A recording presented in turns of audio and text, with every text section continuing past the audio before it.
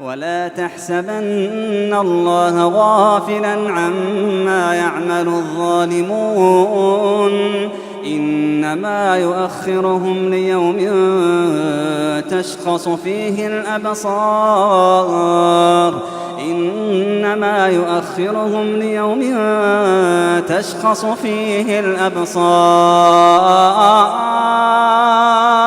مهطعين مقنعي رؤوسهم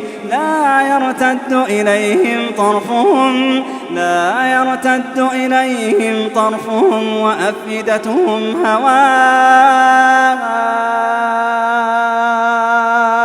وأنذر الناس يوم يأتيهم العذاب فيقول الذين ظلموا ربنا أخرنا إلى أجل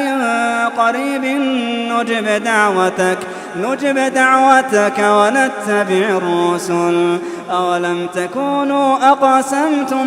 من قبل ما لكم من زوال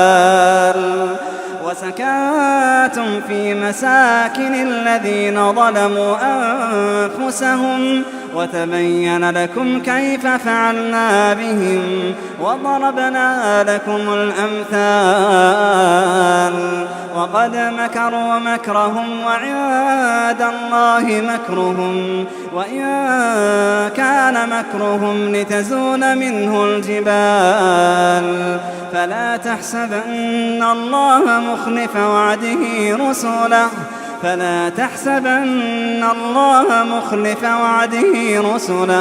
إن الله عزيز ذو انتقام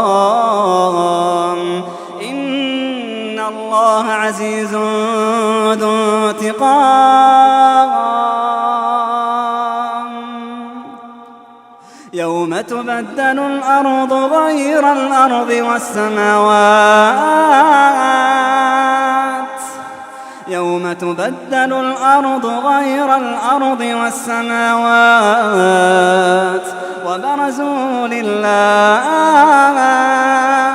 وبرزوا لله الواحد القهار وترى المجرمين يومئذ مقرنين في الأصفاد سرابيلهم من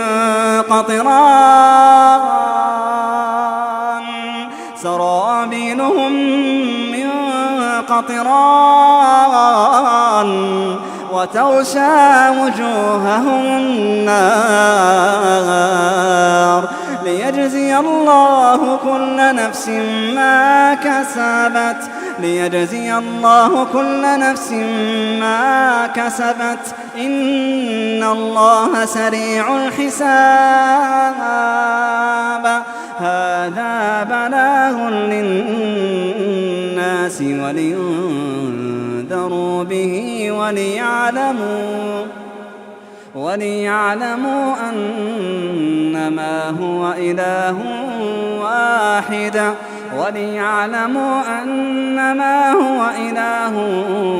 واحد